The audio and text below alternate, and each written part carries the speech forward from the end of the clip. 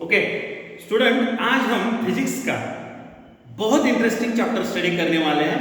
10th standard का science first का पहला चैप्टर है और ये पहला चैप्टर इसलिए रखा है कि ताकि आपको आगे के सब चैप्टर्स बहुत इजी जा सकते हैं अगर आपने इसको बाय हार्ट स्टडी किया तो। और ये फिजिक्स का है और फिजिक्स में हमेशा एक चीज याद रखो, यहाँ पे बहुत सारी इमेजिनरी पार्ट्स होते हैं।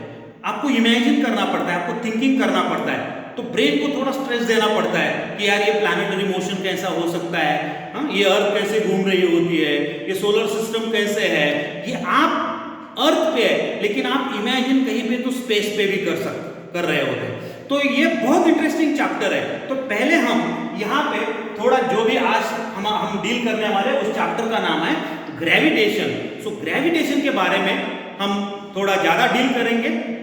9th स्टैंडर्ड में ऑलरेडी आपने थोड़ा स्टडी किया है इसके बारे में, तो पहले कुछ पॉइंट्स आपके सामने रख रहा हूं 9th स्टैंडर्ड के पॉइंट्स। पहला पॉइंट है what are the effects of forces. देखो what are the effects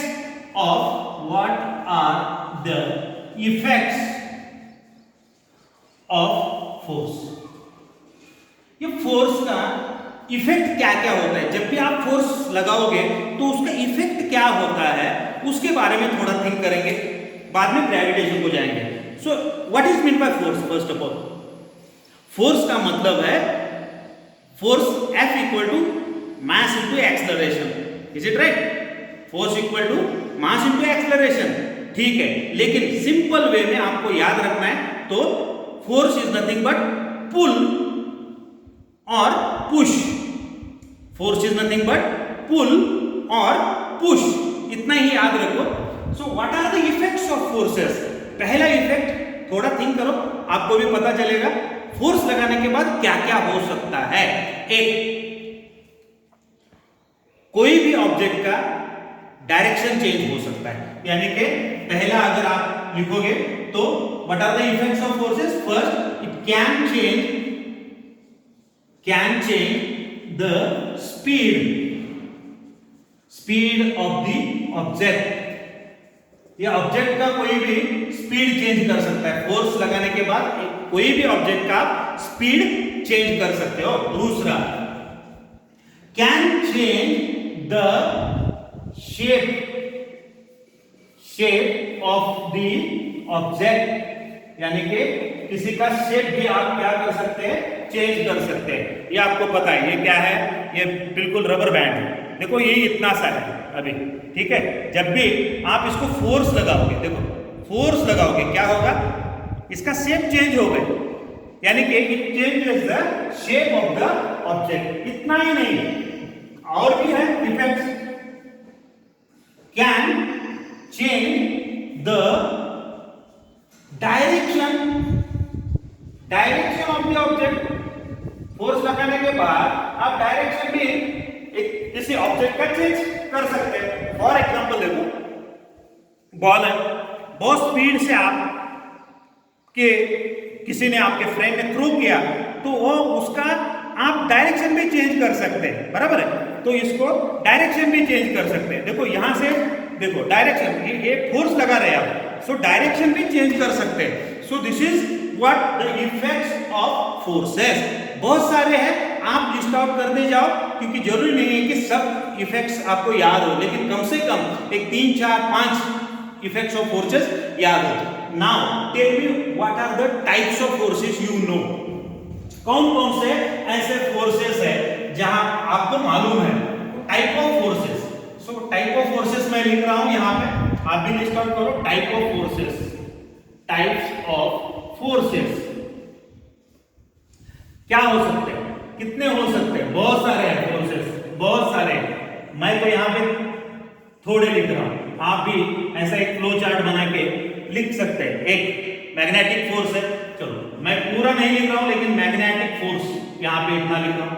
magnetic force है, इलेक्ट्रिकल फोर्स है, इलेक्ट्रिकल फोर्स है, और इस फोर्स में भी कोई बैलेंस्ड फोर्स है, बैलेंस है, कोई अनबैलेंस्ड फोर्स है, ठीक है, और कोई मैग्नेटिक फोर्स हो गया, इलेक्ट्रिक फोर्स हो गया, बैलेंस्ड फोर्स हो गया, अनबैलेंस्ड फोर्स हो गया। कॉन्टैक्ट फोर्स है, नॉन कॉन्टैक्ट फोर्स है, नॉन कॉन्टैक्ट फोर्स है, बाद में सेंट्रीपेटल फोर्स है, सेंट्रीफ्यूगल है, सेंट्रीफ्यूगल फोर्स है। ये बहुत सारे टाइप ऑफ फोर्सेस है। यानी कि जब भी हम ग्रेविटेशन के बारे में थिंक कर रहे हैं, लेकिन आपको कम से कम ये बातें जरूरी है, ये पॉइंट्स बहुत जरूरी है कि what are the effects of forces and what are the types of forces. Now come to the point, what is about gravitation. बहुत इंटरेस्टिंग है ग्रेविटेशन के बारे में। देखो अभी ग्रेविटेशन के बारे में जब भी हम बात कर रहे हैं, ग्रेविटेशन कोई भी ऑब्जेक्ट, बहुत सिंपल सा एक पॉइंट, कोई भी ऑब्जेक्ट, आप हाथ से यहां से बॉल छूट गया, it comes towards the earth, it comes towards the earth, that means earth attracts every object towards itself, that force is called as a gravitational force. Are you getting me? Let me repeat, earth attracts every object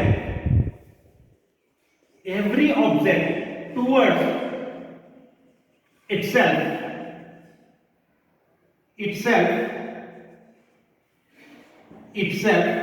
that force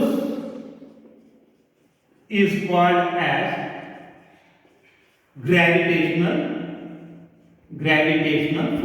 gravitational force. बराबर है। और ये किसने find out किया? ये किया sir Isaac Newton ने। और सर आइजैक न्यूटन के बारे में आगे भी केपलर्स लॉ होने के बाद यूनिवर्सल लॉ ऑफ ग्रेविटेशन आएगा, तब ये सब चीजें आपको जरूरी है। इसलिए आपको कम से कम इसका मतलब मालूम होना चाहिए कि what is mean bye gravitation. Gravitation का मतलब है the earth attracts every other object towards itself with a force, and that force is called as a gravitational force. Now next point, motion. What is meant by motion? और उसमें भी what is meant by circular motion, उसके बारे में भी हम think करेंगे। Okay student, एक नेक्स्ट पॉइंट हम स्टडी करने जा रहे हैं, सर्कुलर मोशन।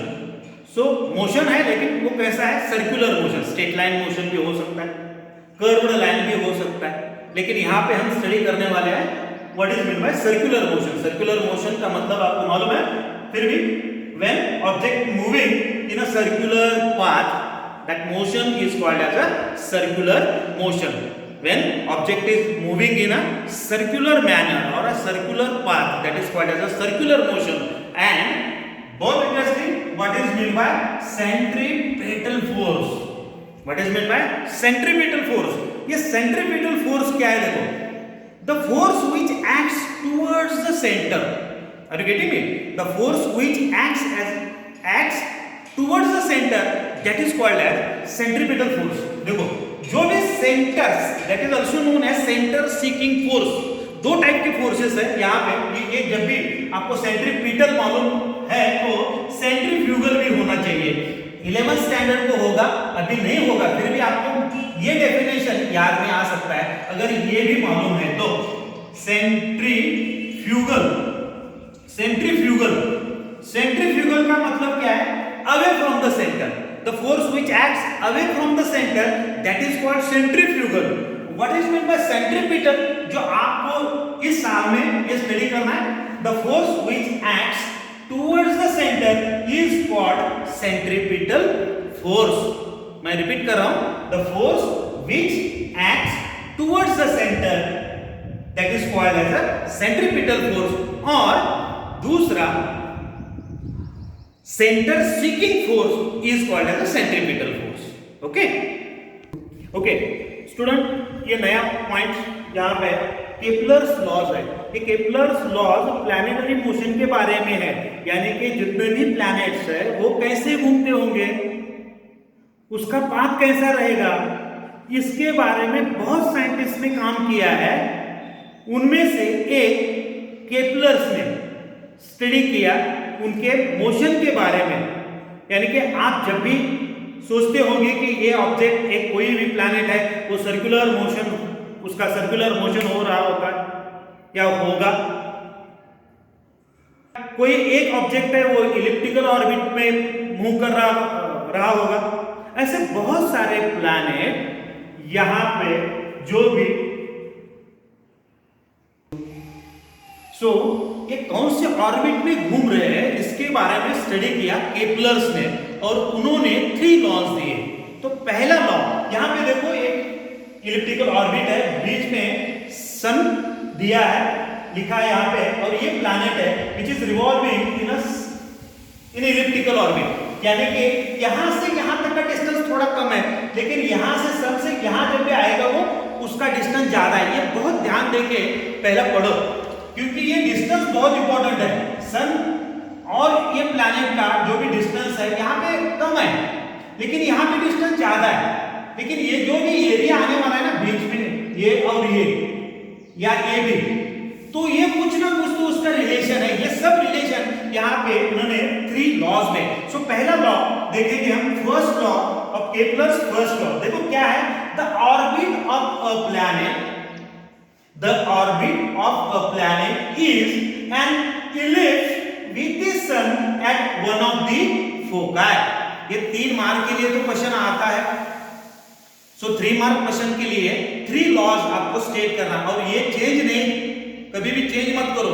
ये लॉ उन्होंने दिया है, उनका स्टेटमेंट जैसा है वैसा ही आपको याद करना पड़ता है। सो the orbit of a planet is an ellipse with the sun at one of the foci, यानी कि ये फोकाई का होगा या ये फोकाई होगा, बराबर।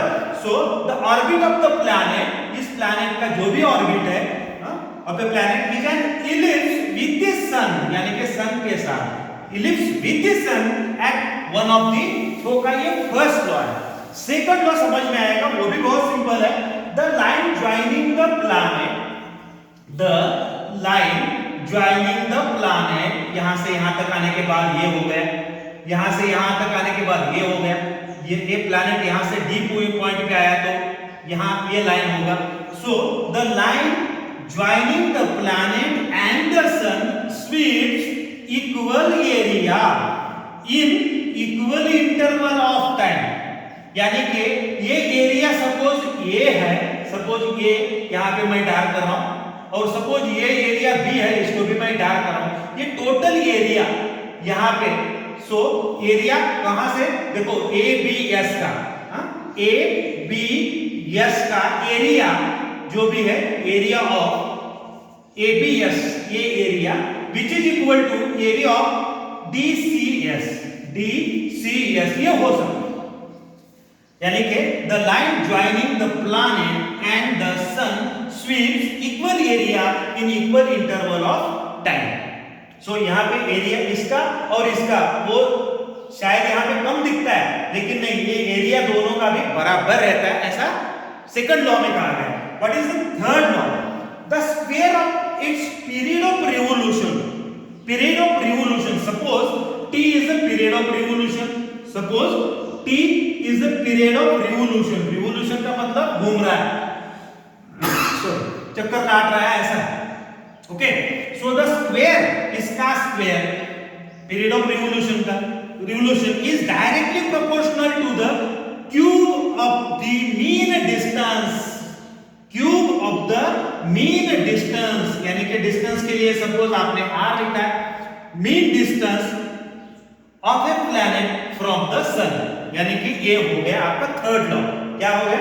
Late me repeat, the square of its period of revolution is directly proportional, किसका period of revolution? ये planet का, planet revolve कर रहा है, so the square of its period of revolution is directly proportional to the cube of the mean distance of a planet from the sun, that is t square, period of revolution, which is directly proportional to the cube of mean distance, that is t square is directly proportional to r cube, that is, or therefore t square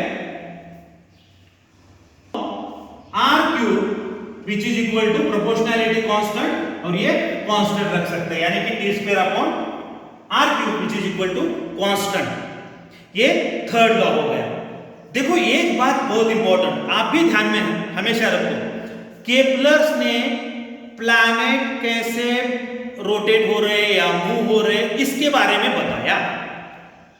Kepler's ने कुछ certain laws ये planet follow कर रहे हैं और ये कैसे move करते हैं इसके बारे में बताया। लेकिन इसके बाद सर आइजैक न्यूटन ने वो क्यों घूम रहे होते हैं उसके बारे में बताया।